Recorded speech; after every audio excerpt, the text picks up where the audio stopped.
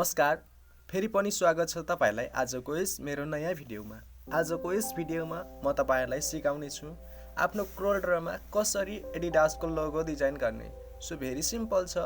यो भिडियोलाई लास्टसम्म हेर्नुभयो भने मात्रै सजिलै एडिडासको लोगो डिजाइन गर्न सक्नुहुन्छ। सो भिडियोलाई स्टार्ट गरौँ। सबैभन्दा सुरुमा खोल्नु पर्यो आफ्नो क्रोल्ड्र खोलिसकेपछि जानुपर्छ इलिप्स टुल लिन। सो इलिप्स टुल हाम्रो यहाँ हुन्छ।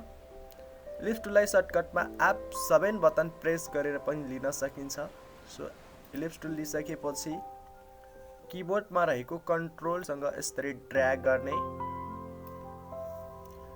यति ड्र्याग गरिसकेपछि अब यसको डुप्लिकेट गर्ने। सो डुप्लिकेट गर्नको लागि कन्ट्रोल D बटन प्रेस गरेर डुप्लिकेट गर्न सकिन्छ। डुप्लिकेट गरिसकेपछि किबोर्डमा रहेको अप डाउन साइड एरोसँग यसरी यसको साइज मिलाउने। साइज मिलाइसकेपछि अब दुवैलाई सेलेक्ट गर्ने।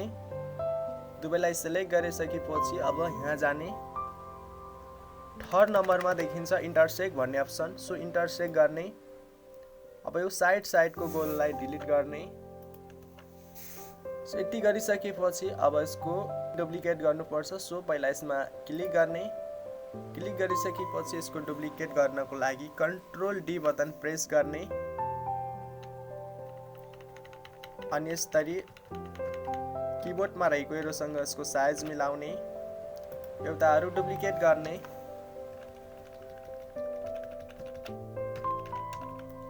सो यति गरिसकेपछि अब यसमा फेरि एकचोटि क्लिक गर्ने।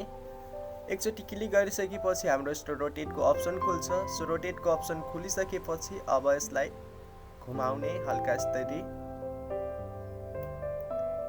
सो अब यसमा पनि क्लिक गर्ने।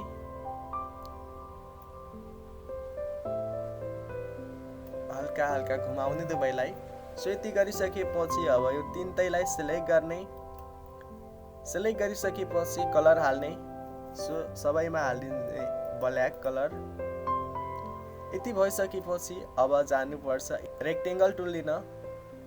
सो रेक्टेंगल टुललाई सर्टकटमा F6 बटन प्रेस गरेर पनि लिन सकिन्छ। सो रेक्टेंगल टुल लिसकेपछि यसरी ड्र्याग गर्ने। अब कलर हाल्ने यसमा। So left right white colour हाल्ने। अब यसको डुप्लिकेट गर्ने।